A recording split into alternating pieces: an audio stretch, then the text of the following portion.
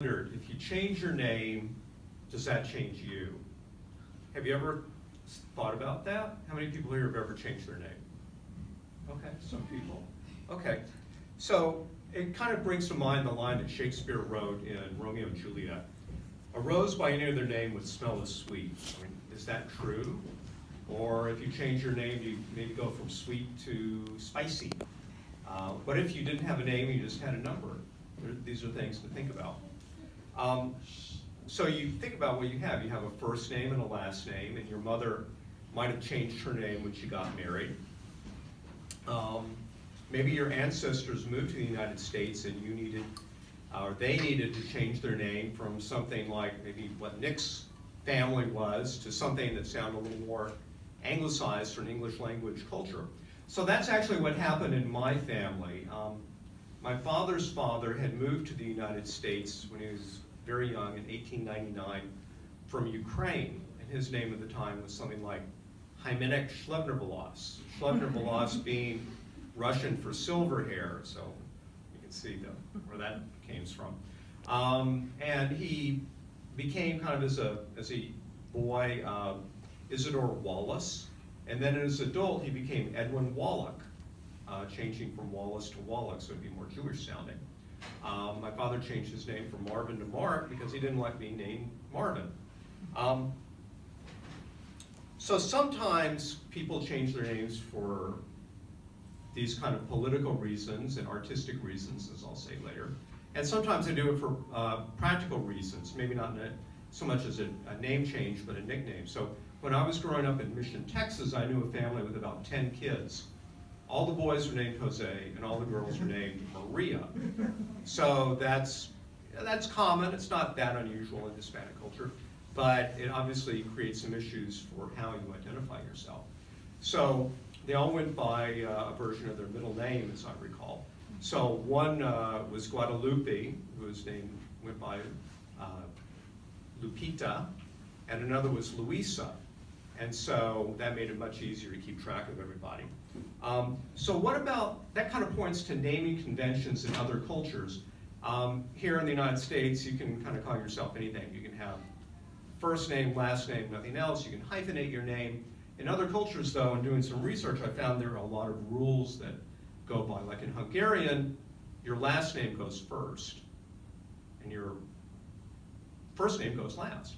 So in Hispanic cultures, the typical name consists of 4 parts. You've got your first name, you've got your second first name, you've got your father's last name, and your mother's last name.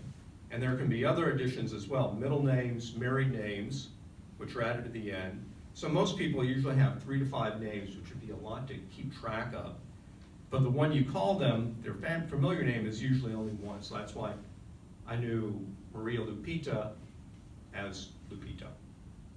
So let's move ahead from our culture. If you think anybody here like hip hop music, you're probably going to find that you may know performers by their performing name. So you've got, The Weeknd, you've got Marshall Mathers, you've got Snoop Dogg. And does anybody know what their middle names are? Which one is Marshall Mathers? Eminem, that's right, exactly. So what do their mothers call them? I don't know.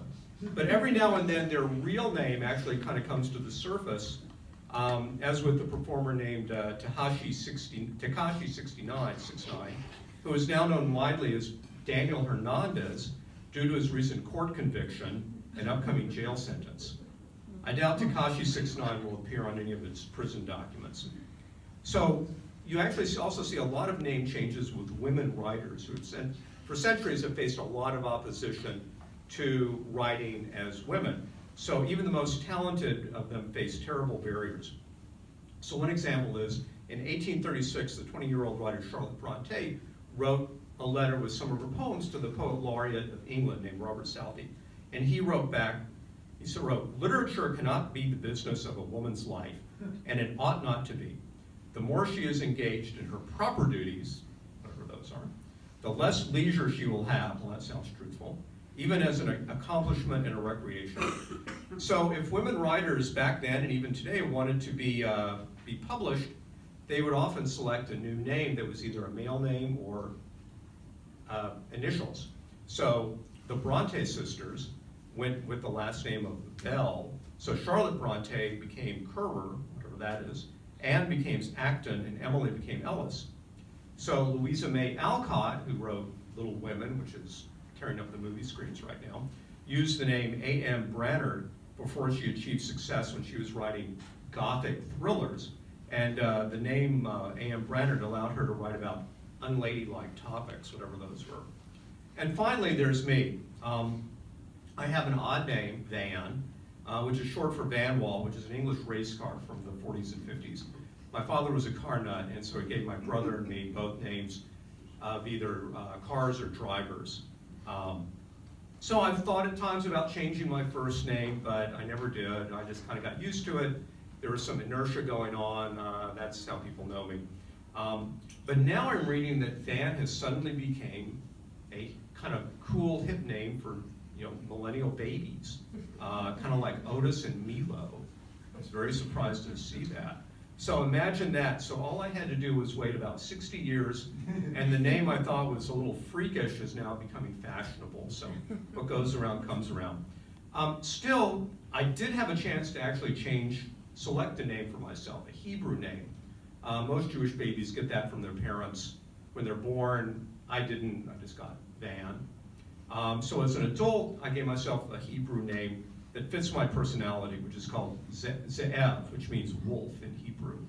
It's short and punchy like Van, kind of the same spelling. And while it's too late for me to make that my official name, I do use it at synagogue, and I have it on several of the websites that I write for. So I bet some of you are kind of like that. You may have your alter ego out on websites, screen names that you selected so you could have your other self out there. So does a name change how you look at the world? I would say yes. When I'm Zev, the world looks like a little different place, and I think the world looks at me a little differently too. I look less like a Van and more like a wolf. Thank you.